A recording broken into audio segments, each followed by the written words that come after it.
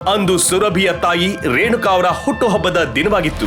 ಪ್ರತಿ ವರ್ಷವೂ ಕುಟುಂಬದವರೆಲ್ಲ ಸೇರ್ಕೊಂಡು ರೇಣುಕಾ ಅವರ ಹುಟ್ಟುಹಬ್ಬವನ್ನ ಗ್ರ್ಯಾಂಡ್ ಆಗಿ ಆಚರಿಸ್ತಿದ್ರು. ಅಲ್ಲಿ ಎಲ್ರು ತಮ್ಮ ತಮ್ಮ ಅಂತಸ್ನ ತೋರ್ಸ್ಕೊಳ್ಳೋದಕ್ಕಾಗಿಯೇ ಇರೋ ಬರೋ ಕಾಸ್ಟ್ಲಿ ಆಭರಣಗಳನ್ನೆಲ್ಲ ಧರಿಸ್ಕೊಂಡು ಬರ್ತಾ ಇದ್ರು.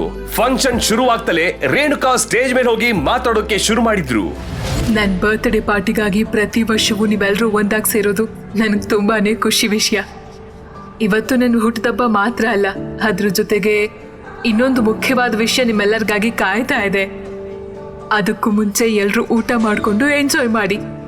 ಹೌದು, ಎಲ್ರೂ ಬಂದ್ರ ಪಾರ್ಟಿ ಸ್ಟಾರ್ಟ್ ಮಾಡೋದಾ ಎಂದು ರೇಣುಕಾ ಅವರು ಹೇಳ್ತಾ ಇರುವಾಗಲೇ ಆ ಪಾರ್ಟಿಗೆ ಕೊನೆಯವನಾಗಿ ಓಡ್ತಾ ಬೆವರ್ತಾ ಬಂದು ಸೇರ್ಕೊಂಡ ವಿರಾಜ್. ಅವನ ಆ ಸ್ಥಿತಿಯನ್ನ ನೋಡಿ ರೇಣುಕಾ ಸೇರಿ ಸುರಭಿಯ ಕುಟುಂಬದವರೆಲ್ಲ ಮುಖ ಸಿಂಡಿಸ್ಕೊಂಡ್ರು.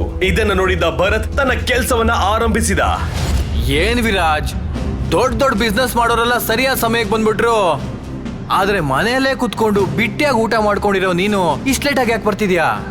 ನಾಲ್ಕ ಸಂಪಾದಿಸೋ ಯೋಗ್ಯತೆ ಇಲ್ಲ ಅಂತ ಅನ್ಕೊಂಡ್ರೆ ದೊಡ್ಡವ್ರನ್ನ ಹೇಗೆ ಗೌರವಿಸ್ಬೇಕು ಅನ್ನೋದು ಗೊತ್ತಿಲ್ವೇ ಎಂದು ಹೇಳೋ ಭರತ್ ಎಲ್ರ ಮುಂದೆ ವಿರಾಜ್ನ ಬಗ್ಗೆ ಕೀಳಾಗಿ ಮಾತಾಡೋಕೆ ಶುರು ಮಾಡ್ತಾನೆ. ಆಗ ವಿರಾಜ್ ತನ್ನನ್ನ ತಾನು ಸಮರ್ಥಿಸಿಕೊಳ್ತಾ, ಅದು ಹಂಗಲ್ಲ ಅತ್ತೆ, ಅದು ಏನಾಯ್ತು ಅಂದ್ರೆ ಎಂದು ವಿರಾಜ್ ಏನನ್ನೋ ಹೇಳಲು ಹೊರಟಾಗ, ನಿನ್ ಕಾರಣಗಳು ನಮಗ್ ಬೇಕಾಗಿಲ್ಲ, ಪಾರ್ಟಿ ಆರಂಭಿಸಿ ಎಂದು ವಿರಾಜ್ನ ಮುಖದ ಮೇಲೆ ಹೇಳ್ತಾ ಹೇಳ್ತಾ ಸ್ಟೇಜ್ ನಿಂದ ಇಳಿದು ಬರ್ತಾರೆ. ಸುರಭಿಯ ಕುಟುಂಬದವರೆಲ್ಲ ಅವರಿಬ್ಬರನ್ನ ನೋಡಿ ನಗತೊಡಗ್ತಾರೆ. ವಿರಾಜ್ ಸುರಭಿಯ ಬಳಿ ಬಂದು ತಾನು ಯಾಕೆ ಲೇಟ್ ಆಗಿ ಬಂದೆ ಅನ್ನೋದ್ರ ಬಗ್ಗೆ ಹೇಳ್ತಾ, ಸಾರಿ ಸುರಭಿ, ಅದು ಏನಕ್ಕೆ ಲೇಟ್ ಆಯ್ತು ಅಂದ್ರೆ ಬೇಡ ವಿರಾಜ್, ದಯವಿಟ್ಟು ಯಾವ ಕಾರಣನೂ ಕೊಡ್ಬೇಡ.